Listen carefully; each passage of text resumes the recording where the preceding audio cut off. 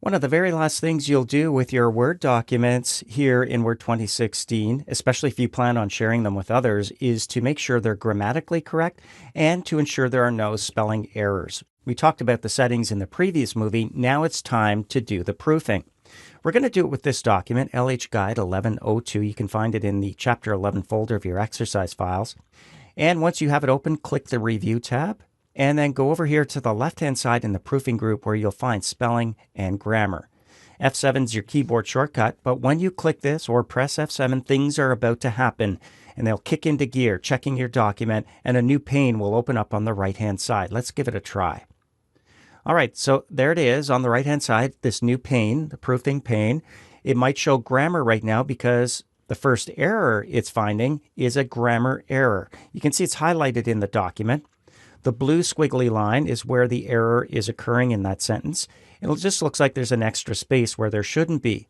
That's explained over here. Find London's. That's the issue. Down below. Generally, in a sentence, words should only have one space between them. And we can choose to ignore this or change it up with what's highlighted here. The only option is find London's with a single space. We'll click Change. Fixes that up and moves on to the next error, which is a spelling error, Theaterland. Well, it isn't really. It's a proper name that doesn't appear in the dictionary. So in this case, we'll probably want to ignore it. If it appears more than once in this document, we can ignore every occurrence of the word Theaterland. Or if we think we're going to be using it on a regular basis, we can add it to our dictionary. It'll never show up as a spelling error again. Let's choose Ignore. All right, another issue with spacing. You can see an extra space between two words. We'll fix that by clicking Change with the only option selected. And then we arrive at the word jacuzzi, which appears to be spelled incorrectly because it's not capitalized. It's a proper name. So that's a proper name, should be capitalized. It's the only option for replacing. So when we click Change, we'll fix it up or change it all. If jacuzzi is going to show up multiple times in this document with a lowercase j, we can fix them all at once with Change All, but let's choose Change. Now we come across a word that's actually a French word. It's part of the Latin Quarter, Paris here, and in this case, we simply want to ignore that or add it, but let's choose Ignore. Moves on to the next one, Panthéon, and we have some other ones in red squiggly lines, so let's choose Ignore, and for Séverin, we're going to ignore all of those occurrences. And it moves on to the next word, which really is a misspelled word, bustle.